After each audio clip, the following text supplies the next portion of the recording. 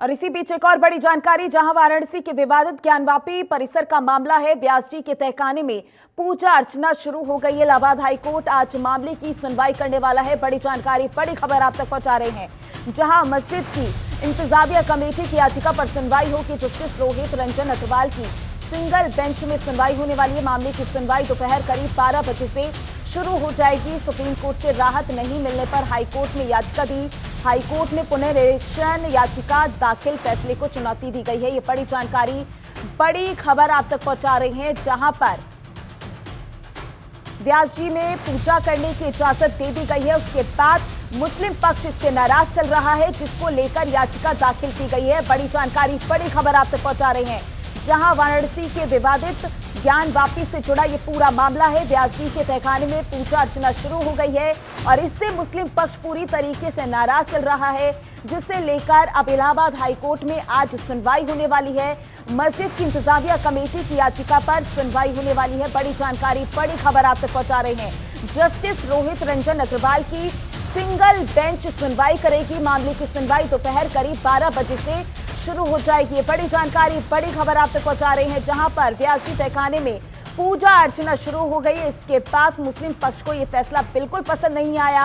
मुस्लिम पक्ष इस फैसले से नाराज चल रहा है, जिसको लेकर इलाहाबाद हाईकोर्ट में याचिका दाखिल की गई थी, जिसको लेकर आज इलाहाबाद हाईकोर्ट इस पर सुनवाई करने वाला है। मस्जिद की इंतजामिया कमेटी की याचिका पर सुनवाई होने वाली है। बड़ी जानकारी, बड़ी खबर आप तक पहुंचा रहे हैं। ज्ञानवापी मस्जिद से जुड़ी हुई है बड़ी जानकारी आप तक पहुंचा रहे हैं। जहां पर मामले की सुनवाई दोपहर करीब 12 बजे से शुरू हो जाएगी।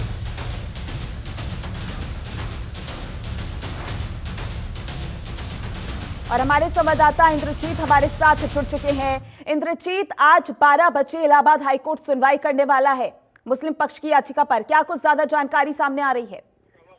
देखिए माधुरी, मैं दर्शकों को बताना चाहता हूं कि कल जैसे ही गौरी श्रृंगार मामले पर पूजा अर्चना की जो आदेश पारित हुए, उसके बाद अंजुमन इंतजामिया कमेटी के लोगों ने इलाहाबाद पहले तो सुप्रीम कोर्ट पे अपील की, लेकिन सुप्रीम कोर्ट ने उनको हाईकोर्ट आने के लिए कहा। जिसके बाद हाईकोर्ट में इन्होंने कल देर शाम अपनी अपील दर्ज कराई, लेकिन हाईकोर्ट ने भी इनको प्रोसीजर के तहत आने की बात कही, लेकिन बाद में सॉलिसिटर जनरल ने इनकी अपील को स्वीकृत किया है। और आज चीफ जस्टिस, कार्यवाहक चीफ जस्टिस रंजन अग्रवाल के कोर्ट में इसकी सुनवाई होनी है। 12 बजे के करीबन इसकी समय नियत की गई है।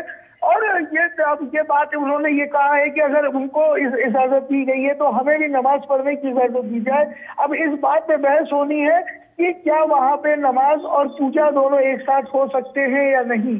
लेकिन जहां तक जो भी पुरातात्विक सर्वेक्षण जो मिले हैं, उसके आधार पे वहां पे जिस तरीके से मंदिर होने के पुख्ता सबूत मिले हैं, या हमें जो कोर्ट का रवैया होगा वो इस समय काफी महत्वपूर्ण होगा। इंद्रजीत, इंतजामिया कमेटी की ओर से जो याचिका दाखिल की गई है, उसमें कौन कौन से अहम बिंदु हैं? देखिए, अगर बात करें इंतजामिया कमेटी की ओर से जो याचिकाएं दाखिल की गई है, उनमें सबसे पहली बिंदु उन्होंने ये दिया है कि अगर वहां पे पूजा अर्चना की इजाजत दी जाती है तो वो पूरी तरीके से गलत है, क्योंकि 1947 के बाद वहां पर मंदिर होने के कोई अवशेष नहीं मिले थे।